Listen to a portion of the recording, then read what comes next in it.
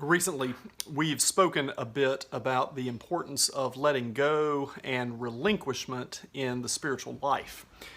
And it would be possible to get the impression that letting go can be a cool, clinical experience of release. And what could be missed in all of that is the loss and the sadness and the grief that are often involved in letting go of something or someone. And these days, it can sometimes feel as though we are practically swimming in grief. Many folks have observed that people here in the West do not like to do grief very much. It's not really our thing. And I'm sure we're not the only ones in the world who are like that. And I'm not entirely sure why we avoid and resist grief so much, but the statement does have the ring of truth to it. In the coming weeks, we'll talk some more about grief because I think that we are going to be living with the waters of grief for some time.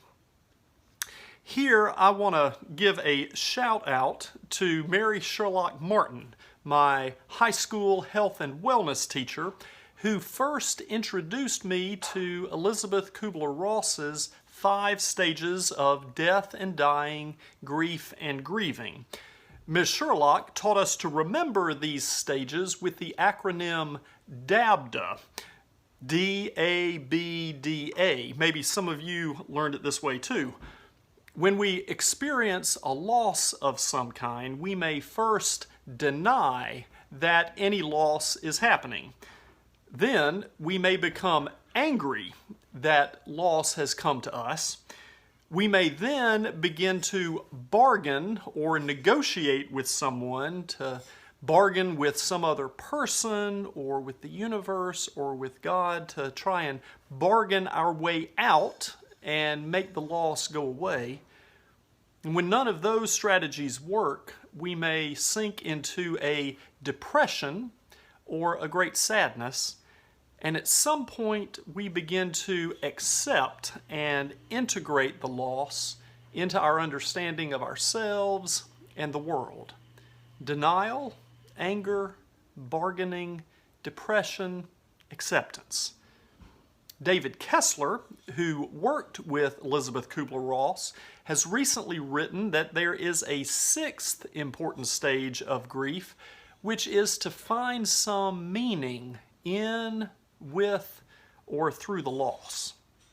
So, thank you, Mrs. Sherlock.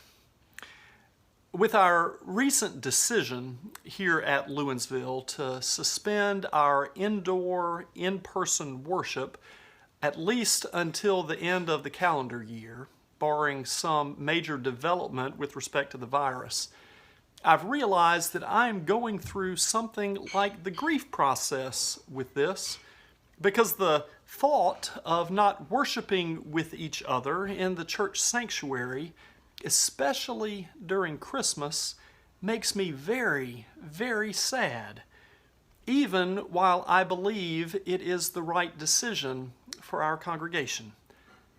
And I wonder if you're feeling something like that too. We may also be in the grief process with other losses in our lives, with other losses related to the pandemic, with the death of loved ones or heroes, with what can feel like the loss of civil discourse in our society, or any of a number of other things. Jesus said, "Blessed are those who mourn, for they will be comforted," which suggests, of course, that grief and mourning are normal. They do not mean that you've done something wrong or that you're doing something wrong.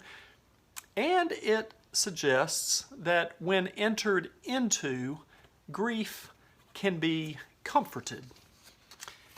Friends, be well, and may you be gentle with yourself and with others during this time, as everyone is navigating a whole variety of situations any number of which involve some aspects of loss.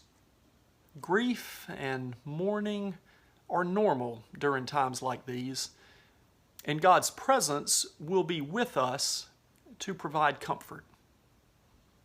We'll see you soon.